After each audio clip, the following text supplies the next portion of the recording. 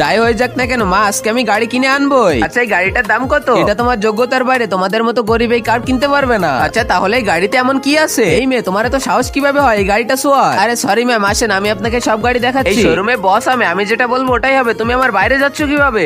আমি এই গাড়িটা কিনতে চাই। স্যার আসেন, ওইখানে চলেন, ওইখানে বসে কথা বলি। আমার এই গাড়িটা লোনে লাগবে। স্যার আপনার ক্রেডিট কার্ডে ব্যালেন্স অনেক কম, 10 কোটি টাকার গাড়ি লোনে দেওয়া যাবে না। আমার কাছে 10 কোটি টাকা নেই, যদি তুমি গাড়ি দিতে চাও দাও, না হলে যাও। তোমার বস তো আমাকে গাড়ি দেখাইতে মানা করেছে, তাও তুমি দেখাচ্ছ, তোমার সময় নষ্ট হচ্ছে। ধনী হোক বা গরিব হোক, আমরা কাস্টমারের সাথে অনেক ভালো ব্যবহার করি। ঠিক আছে, তাহলে এই গাড়িটা আমি কিনতে চাই। কিন্তু ম্যাডাম, এই গাড়িটার দাম তো 10 কোটি টাকা। আচ্ছা, এই কার্ডগুলো দিয়ে কি ওই গাড়িটা কিনতে পারবো? আরে ম্যাম, এটা তো সেঞ্চুরিয়ান ব্ল্যাক গোল্ড কার্ড, এটা দিয়ে তো আপনি 100 বাড়ি কিনতে পারবে। ম্যাম, এখনই আপনার গাড়িটা আমি ডেলিভার করে দিতেছি। আমি তোমাকে মানা করেছি, তাও ওই মেয়েটাকে তুমি গাড়ি বিক্রি করেছো। তোমাকে এখনই আমি চাকরি থেকে বের করে দিলাম। আমিও দেখতে চাই একে কে চাকরি থেকে বের করে। আরে এই ফকিন্নি, তুই আবার কে?